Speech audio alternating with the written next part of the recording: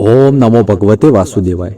મિત્રો, આજે આ વિડીયોમાં આપણે વરુથીની એકાદશીની વ્રતકથા સાંભળીશું, તેનું મહાત્મય જાણીશું, તેમજ આ દિવસના શુભ મુહૂર્તો વિશે જાણીશું, જેમ કે આ તિથિ ક્યારે શરૂ થાય છે, ક્યારે સમાપ્ત થાય છે, અને આ વ્રતનો ઉપવાસ આપણે ક્યારે ખોલવાનો છે, કયા શુભ મુહૂર્તમાં ખોલીશું, જેથી આ વ્રતનું સંપૂર્ણ ફળ આપણને પ્રાપ્ત થાય। તેથી મિત્રો, આ વિડીયોને અંત સુધી જરૂર જોજો।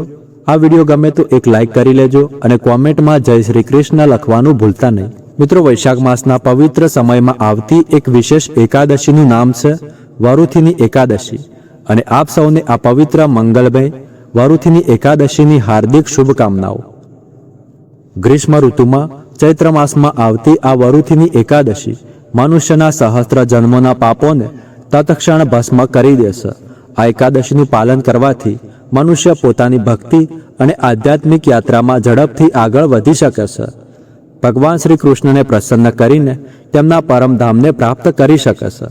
ચૈત્ર મહિનાના કૃષ્ણ પક્ષમાં આવતી વરુથીની એકાદશી આ વખતે 13 એપ્રિલ 2026 સોમવારના દિવસે આવી રહી છે।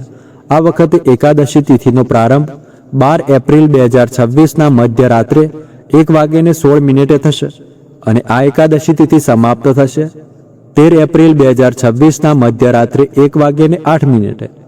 તો આ રીતે આપણે આ એકાદશીનું પાલન 13 એપ્રિલ 2026 સોમવારના દિવસે કરીશું। આ એકાદશી વ્રતનું પારણ કરવાનો સમય રહેશે બીજા દિવસે, એટલે કે 14 એપ્રિલ 2026 મંગળવારના દિવસે સવારે 6:57 થી લઈને 10:18 વચ્ચે। તો આવો હવે આ દિવસના કેટલાક અન્ય શુભ મુહૂર્તો જોઈએ। આ વખતે એકાદશી તિથિ પર બ્રહ્મ મુહૂર્તનો સમય પ્રાતઃકાળમાં સવારે 4:28 થી લઈને 5:13 સુધી રહેશે અને સૂર્યોદય થશે સવારે 5:58। પ્રાતઃકાળમાં ભગવાન શ્રી હરિની પૂજા અર્ચના કરવાનો સમય રહેશે સવારે 4:51 થી લઈને 5:58 સુધી, અને સાંજના સમયે સંધ્યા પૂજાનો સમય રહેશે સાંજે 6:47 થી લઈને 7:53 સુધી। સૂર્ય અસ્તનો સમય છે સાંજે 6:47। આ વખતે એકાદશી તિથિ ઉપર ધનિષ્ઠા નક્ષત્ર રહેશે સાંજે 4:03 સુધી, અને ત્યારબાદ શતભિષા નક્ષત્ર શરૂ થઈ જશે। આ દિવસે અભિજીત મુહૂર્તનો સમય રહેશે સવારે 11:56 થી લઈને 12:48 સુધી। વિજય મુહૂર્તનો સમય બપોરે 2:30 થી લઈને 3:21 સુધી રહેશે, અને આ દિવસે રાહુકાળનો સમય સવારે 7:34 થી લઈને 9:10 વચ્ચે રહેશે। તો આ દરમિયાન કોઈ પણ પ્રકારના શુભ કાર્ય કરવામાં આવતું નથી, એટલે કે રાહુકાળમાં કોઈ પણ પ્રકારનું શુભ કાર્ય શરૂ ન કરવું જોઈએ। આ વખતે એકાદશી તિથિના દિવસે, એટલે કે વરુથીની એકાદશીના દિવસે જ વલ્લભાચાર્યની જયંતિ પણ ઉજવવામાં આવે છે, અને આ જ વરુથીની એકાદશીથી પંચકનો આરંભ પણ થઈ જશે। આ વખતે એપ્રિલમાં પંચકનો આરંભ 13 એપ્રિલ 2026 સોમવારથી થશે, અને તેનું પૂર્ણ સમાપન 17 એપ્રિલ 2026ના દિવસે થશે। આપણા શાસ્ત્રોમાં વર્ણન આવે છે કે વરુથીની એકાદશી આપણને આલોક અને પરલોક બંનેમાં સૌભાગ્ય આપે છે, અને આ વ્રતનું પાલન કરવાથી હંમેશા સુખની પ્રાપ્તિ અને પાપોનો નાશ થાય છે। આ દિવસે કરાયેલ દાન, ભગવાનના પવિત્ર નામોનો જપ અને તપ મનુષ્યને અનંત ગણું વધુ પુણ્યફળ આપે છે। આ વરુથીની એકાદશી ચૈત્ર મહિનામાં આવતી અત્યંત મહત્વપૂર્ણ અને પવિત્ર એકાદશી માનવામાં આવે છે। જે કોઈ આ એકાદશીનું પાલન કરે છે, શ્રદ્ધા અને નિષ્ઠાપૂર્વક પોતાની ચેતનાથી પરમ ભગવાન શ્રી કૃષ્ણ પ્રત્યે સમર્પિત થાય છે, ઉપવાસનું પાલન કરે છે, તેના દ્વારા પ્રાપ્ત થયેલા પુણ્ય ફળોની ગણતરી સ્વયં ચિત્રગુપ્ત પણ કરી શકતા નથી। તો ચાલો આજે વરુથીની એકાદશીના અવસરે આપણે તેની સાથે જોડાયેલી એક પૌરાણિક કથાનું શ્રવણ કરીએ। મિત્રો, કથા શરૂ કરતા પહેલા જો તમે ચાહો છો કે ભગવાન શ્રી કૃષ્ણના આશીર્વાદ હંમેશા તમારા અને તમારા સંતાનો ઉપર બન્યા રહે, તો આ વિડીયોને એક લાઈક કરી લેજો અને કોમેન્ટમાં જય શ્રી કૃષ્ણ લખી લેજો, જેથી ભગવાન કૃષ્ણના આશીર્વાદ હંમેશા તમારા ઉપર બન્યા રહે। તો ચાલો આજની સુંદર પૌરાણિક કથાનું શરૂ કરીએ। આ વૃંદાવનની વાત છે। એક દિવસ શ્રીમતી રાધા રાણી અને તેમની સખીઓ વાતો કરી રહ્યા હતા। તેમની ચર્ચાનો વિષય હંમેશાની જેમ કૃષ્ણ જ હતા। તે સમયે ગોપીઓએ શ્રીમતી રાધારાણીને પૂછ્યું કે હે રાધે, સાચું સાચું કહો કે તમે એવું કયું જાદુ જાણો છો કે કૃષ્ણ તમારાથી એટલા પ્રસન્ન રહે છે? ખોટું ન બોલતા, સાચું કહો. આ સાંભળીને રાધારાણીએ જવાબ આપ્યો કે જો તમે ભગવાન શ્રી કૃષ્ણને પ્રસન્ન કરવા માંગો છો તો એકાદશી વ્રતનું પાલન કરો, તેથી તેઓ નિશ્ચિત રીતે પ્રસન્ન થશે, તેમાં કોઈ શંકા નથી. આ રીતે સ્વયં શ્રીમતી રાધારાણીએ પરમ ભગવાન શ્રી કૃષ્ણને પ્રસન્ન કરવા માટે એકાદશી વ્રતની મહિમા વર્ણવી, અને એ જ એકાદશીની કથા બ્રહ્માંડ પુરાણમાં આ રીતે મળે છે. આ તે સમયની વાત છે જ્યારે મહારાજ યુધિષ્ઠિર સમગ્ર વિશ્વ પર રાજ કરતા હતા. અને તમે જાણો છો કે યુધિષ્ઠિર મહારાજ અને બધા પાંડવો પરમ ભગવાન શ્રી કૃષ્ણના ભક્ત હતા. તેઓ જીવનના દરેક પડાવે ભગવાન શ્રી કૃષ્ણ પાસેથી માર્ગદર્શન લેતા અને ભગવાન પણ તેમને અત્યંત પ્રેમ કરતા હતા. એક વખત ભગવાન શ્રી કૃષ્ણ પાંડવોને મળવા માટે આવ્યા હતા. તમામ પાંડવો સાથે યુધિષ્ઠિર મહારાજે ભગવાન શ્રી કૃષ્ણનું યોગ્ય આદર સત્કાર કર્યું, અને પછી યુધિષ્ઠિર મહારાજ અને ભગવાન શ્રી કૃષ્ણ તેમના મહેલમાં સુખપૂર્વક બેઠા હતા. બંને વચ્ચે ઘણા મહત્વપૂર્ણ વિષયો પર ચર્ચા ચાલી રહી હતી. યુધિષ્ઠિર મહારાજ પ્રશ્ન પૂછતા અને ભગવાન શ્રી કૃષ્ણ તેનો ઉત્તર આપતા. એ જ ચર્ચા દરમિયાન યુધિષ્ઠિર મહારાજે ભગવાન શ્રી કૃષ્ણને પૂછ્યું કે હે જનાર્દન, કૃપા કરીને તમે મને ચૈત્ર માસના કૃષ્ણ પક્ષમાં આવતી એકાદશી વિશે જણાવો. તેનું નામ શું છે, તેનું મહાત્મ્ય શું છે અને તેનું પાલન કેવી રીતે કરવું તે વિશે હું વિગતે સાંભળવા માંગુ છું. યુધિષ્ઠિર મહારાજનો પ્રશ્ન સાંભળી ભગવાન શ્રી કૃષ્ણએ કહ્યું કે હે રાજન, ચૈત્ર માસના કૃષ્ણ પક્ષમાં આવતી એકાદશીનું નામ વરુથીની એકાદશી છે. આ એકાદશી શુદ્ધ જીવન આપનારી અને તમામ પાપોનો નાશ કરનારી છે. આ વ્રતનું પાલન કરવાથી મનુષ્ય જન્મ મરણના ચક્રમાંથી સદાકાળ માટે મુક્તિ મેળવી લેશે અને અંતે ભગવાન ભક્તિ પ્રાપ્ત કરીને ભગવાનના ધામમાં પહોંચે છે. એટલું જ નહીં, જે વ્યક્તિ આ એકાદશીનું શ્રદ્ધાપૂર્વક પાલન કરે છે તેને સૂર્યગ્રહણના સમયમાં કુરુક્ષેત્રમાં 40 કિલો સોનાનું દાન કરવાના સમાન પુણ્યફળ મળે છે. આ વિષયમાં એક સુંદર પૌરાણિક કથા પણ આવે છે, જે આ રીતે છે. સતયુગમાં મહાન રાજા મંધાતાનું રાજ્ય હતું. આ રાજા ખૂબ જ વિનમ્ર, ચરિત્રવાન, શક્તિશાળી અને આધ્યાત્મિક હતા. તેમના રાજ્યમાં ચારે તરફ સુખ, સમૃદ્ધિ અને શાંતિ હતી. રાજા હંમેશા વૈદિક આદેશોનું પાલન કરતા અને દરેક માસમાં આવતી એકાદશીનું પણ પાલન કરતા. ચૈત્ર માસના કૃષ્ણ પક્ષમાં આવતી વરુથીની એકાદશીનું તેમણે શ્રદ્ધા અને નિયમપૂર્વક પાલન કર્યું હતું, અને તેના પરિણામે તેઓ આ ભૌતિક સંસારથી મુક્ત થઈને ભગવાનના ધામને પ્રાપ્ત થયા. વરુથીની એકાદશીની મહિમા દર્શાવતી એક બીજી પૌરાણિક કથા પણ મળે છે, અને તે છે રાજા ધુંધુમારની કથા. ઇક્ષ્વાકુ વંશમાં જન્મેલા રાજા ધુંધુમાર ખૂબ જ તેજસ્વી અને પરાક્રમી હતા. તેઓ ધાર્મિક અને સહનશીલ પણ હતા. પરંતુ એક સમયે કોઈ કારણસર તેમને ભગવાન શિવ દ્વારા શ્રાપ મળ્યો, અને તેના પરિણામે તેઓ કુષ્ઠ રોગથી પીડિત થઈ ગયા. હવે આવા ભયંકર રોગથી મુક્ત થવા માટે તેમણે ઘણા ઉપાયો અને પ્રયત્નો કર્યા, પણ જ્યારે સ્વયં શિવજીનો શ્રાપ હોય ત્યારે કોણ દૂર કરી શકે તેને? અંતે રાજાએ પોતાના ગુરુની શરણ લીધી, અને તેમના ગુરુએ રાજાને કહ્યું કે હે રાજન, ચૈત્ર માસના કૃષ્ણ પક્ષમાં આવતી વરુથીની એકાદશી અત્યંત પુણ્ય આપનારી છે. તેનું કડક અને નિયમપૂર્વક પાલન કરો. આ એકાદશીના પુણ્ય પ્રભાવથી તમે બધા શ્રાપોથી મુક્ત થઈ જશો. પોતાના ગુરુના આદેશ અનુસાર રાજા ધુંધુમારે પણ વરુથીની એકાદશીનું પાલન કરવાનો નિર્ણય લીધો. જ્યારે ચૈત્ર માસના કૃષ્ણ પક્ષમાં આ વરુથીની એકાદશી આવી ત્યારે રાજા ધુંધુમારે તમામ નિયમોનું પાલન કરીને આ એકાદશીનું વ્રત કર્યું. આખી રાત્રિ ભગવાનના પવિત્ર નામોનો જપ અને કીર્તન કરતા જાગરણ કર્યું, અને પછી બીજા દિવસે દ્વાદશી ઉપર નિર્ધારિત પારણ સમય દરમિયાન શાસ્ત્રોક્ત વિધિથી એકાદશી વ્રતનું પારણ કર્યું, અને પછી દાન આપ્યું.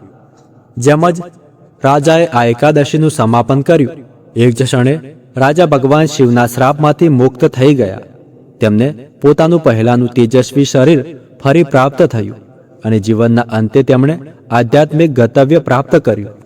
આ કથાનું સમાપન કરતા ભગવાન શ્રી કૃષ્ણએ યુધિષ્ઠિર મહારાજને કહ્યું કે હે શ્રેષ્ઠ રાજન, હવે હું તમને દાન વિશે એક રસપ્રદ રહસ્ય કહું છું. ધ્યાનથી સાંભળો. અશ્વદાન કરતાં ગજદાન શ્રેષ્ઠ છે, ગજદાન કરતાં જમીનનું દાન શ્રેષ્ઠ છે, જમીન દાન કરતાં તિલદાન શ્રેષ્ઠ છે, તિલદાન કરતાં જો કોઈ સોનાનું દાન કરે તો તે શ્રેષ્ઠ છે, પરંતુ સોનાના દાન કરતાં પણ વધુ શ્રેષ્ઠ છે અન્નનું દાન, અને અન્નદાનથી મનુષ્યના તમામ પૂર્વજ દેવતાઓ અને પ્રાણીઓ પ્રસન્ન થાય છે. વિદ્વાન લોકો કન્યાદાનને પણ અન્નદાન સમાન માને છે, પરંતુ અન્નદાન કરતાં પણ શ્રેષ્ઠ છે વિદ્યાનું દાન. અને તેથી જ આજે તમામ મંદિરો અને કેન્દ્રોમાં હજારો લાખો ભક્તો દ્વારા ભગવદ્ ગીતા અને શ્રીમદ ભાગવતના જ્ઞાનનું દાન આપવાનું સેવા યજ્ઞ ચાલી રહ્યું છે. ભગવાન શ્રી કૃષ્ણએ વરુથીની એકાદશીની મહિમા જણાવતા આગળ કહ્યું કે જે વ્યક્તિ પોતાની પુત્રીના ધન પર નિર્ભર રહે છે તેને સમગ્ર બ્રહ્માંડ પાણીમાં ડૂબી જાય ત્યાં સુધી નરક જેવી સ્થિતિમાં રહેવું પડે છે. જે વ્યક્તિ પોતાની પુત્રીના લગ્ન વખતે વરપક્ષ પાસેથી ધન લે છે તેને આવતા જન્મમાં બિલાડીનું શરીર મળે છે. બિલકુલ એ જ રીતે જેમ માંસાહાર કરનાર વ્યક્તિ આવતા જન્મમાં માંસ ખાવાવાળો જંગલી પ્રાણી બને છે, અતિશય કામ વાસનામાં આસક્ત વ્યક્તિને કૂતરાનું શરીર મળે છે.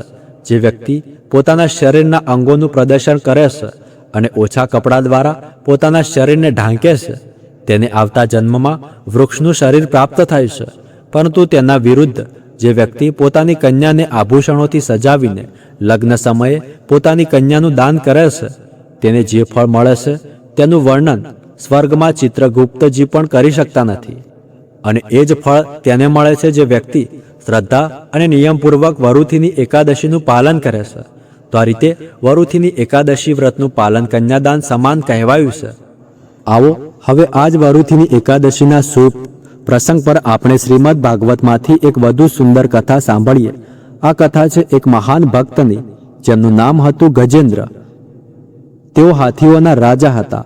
એક વિશાળ હાથી જે ત્રિકૂટ પર્વતના જંગલમાં પોતાના પરિવાર સાથે આનંદપૂર્વક વિહાર કરતો હતો. તે પર્વત પર અનેક પ્રકારના વૃક્ષો, લતાઓ અને સુંદર સરોવરો હતા. અને ત્યાં જ એક સુંદર કમળ સરોવર હતું જેના શીતળ જળ દેવતાઓને પણ તૃપ્ત કરતું હતું. હવે એક દિવસ શું થયું કે ગજેન્દ્ર પોતાના વિશાળ હાથી પરિવાર સાથે તે સરોવરમાં સ્નાન કરવા ગયો. તે પોતાની પત્ની, પુત્ર અને પૌત્રો સાથે આનંદમાં મગ્ન થઈને જળ ક્રીડા કરી રહ્યો હતો. જ્યારે તે પોતાના પરિવાર સાથે આનંદની ચરમ સીમા પર હતો ત્યારે અચાનક એક વિશાળ મગરમચ્છ ત્યાં આવ્યો. તેણે તેના પગને પકડી લીધો. તે પીડાથી તડપી ઉઠ્યો. તેણે પોતાના પગને છોડાવવાના અનેક જોરદાર પ્રયાસો કર્યા, પરંતુ મગરમચ્છે તેને વધુ ઊંડા પાણીમાં ખેંચી લીધો. મગરમચ્છ અને ગજેન્દ્ર વચ્ચે ભયંકર યુદ્ધ થયું અને આ યુદ્ધ હજારો વર્ષ સુધી ચાલતું રહ્યું. હવે ધીમે ધીમે ગજેન્દ્રની શક્તિ સમાપ્ત થઈ રહી હતી, કારણ કે તે પાણીમાં હતો અને તેથી મગરમચ્છની શક્તિ વધતી થઈ રહી હતી. ગજેન્દ્ર થાકી ગયો હતો, નિર્બળ બની ગયો હતો. તેના સગા સંબંધીઓ એક એક કરીને દૂર થતા જઈ રહ્યા હતા. હવે તેના પાસે કોઈ સહારો નહોતો. તે જીવનની એક અંતિમ સ્થિતિ પર પહોંચી ગયો હતો, જ્યાં કોઈ શક્તિ કામ કરતી નથી. ત્યાં ફક્ત ભગવાનનું સ્મરણ જ બાકી રહે છે. અને એવો અનુભવ આપણે પણ ક્યારેક ને ક્યારેક પોતાના જીવનમાં જરૂર કર્યો હોય છે. અને ત્યારે જ ગજેન્દ્રએ અંતઃકરણથી પોતાની સૂંઢ ઊંચી કરીને આકાશ તરફ જોઈને પોતાના પૂર્વજન્મની ભક્તિની યાદ કરી. હકીકતમાં ગજેન્દ્ર પૂર્વજન્મમાં એક મહાન વૈષ્ણવ રાજા ઇન્દ્રદ્યુમ્ન હતો, જેણે શ્રી હરિની ઉપાસના કરી હતી. અને એ જ ભક્તિનો પ્રભાવ હતો કે સંકટના સમયે ગજેન્દ્ર ભગવાન શ્રી હરિને સ્મરણ કરી શક્યો. તેણે ભગવાન શ્રી હરિની ભક્તિથી ભરપૂર ઘણી પ્રાર્થનાઓ અર્પણ કરવાનું શરૂ કર્યું. તેણે ભગવાનને કહ્યું કે હે પરમાત્મા, આ સમગ્ર જગત તમારી માયાથી સર્જાયેલું છે. ક્યારેક પ્રગટ થાય છે અને ક્યારેક લુપ્ત થઈ જાય છે. તમે જ આ બધાના મૂળ કારણ છો. હું તમને વારંવાર નમસ્કાર કરું છું. કૃપા કરીને મારી રક્ષા કરો. ગજેન્દ્ર દ્વારા કરવામાં આવેલી આ પ્રાર્થનાઓ સાંભળીને ભગવાન શ્રી હરિ તરત જ વૈકુંઠમાંથી ઊભા થઈ ગયા.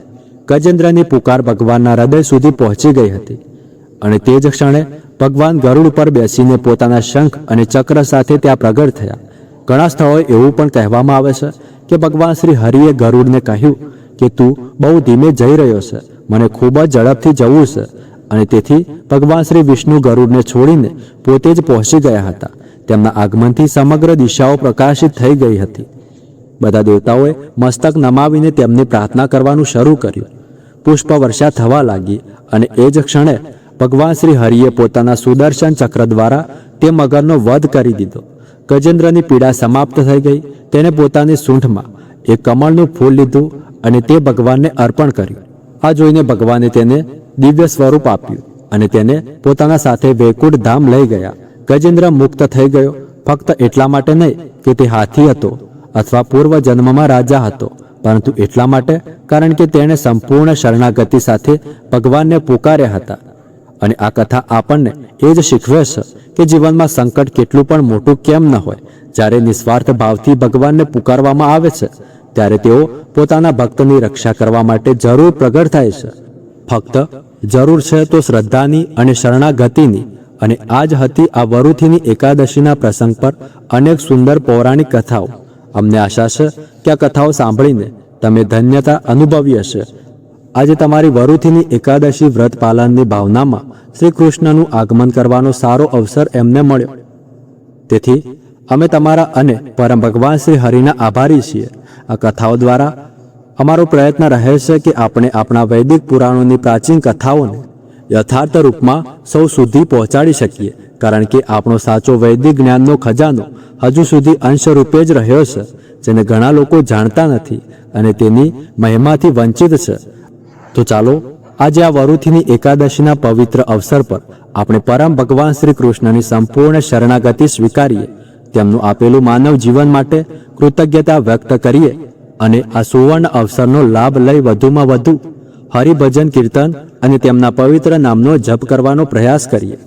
આ એકાદશી તમારા મન અને ચેતનામાં શ્રી કૃષ્ણના રંગ ભરી દે તેવી અમે પ્રાર્થના કરીએ છીએ. તો મિત્રો, તમને આ વિડીયો કેવો લાગ્યો કોમેન્ટ કરીને જણાવજો. જો સારું લાગ્યું હોય તો આ વિડીયોને એક લાઈક કરી લેજો અને આજના દિવસે ભગવદ્ ગીતાના પાઠનું પણ શ્રવણ કરવાનું વિધાન છે, તો તે પણ તમને અમારી ચેનલ પર તેનો વિડીયો મળી જશે. તો ભગવદ્ ગીતાના પાઠનું શ્રવણ પણ તમે કરી શકો છો. તો આજના વિડીયોમાં આટલું જ. મળીએ આગળના વિડીયોમાં. ત્યાર સુધી ધન્યવાદ.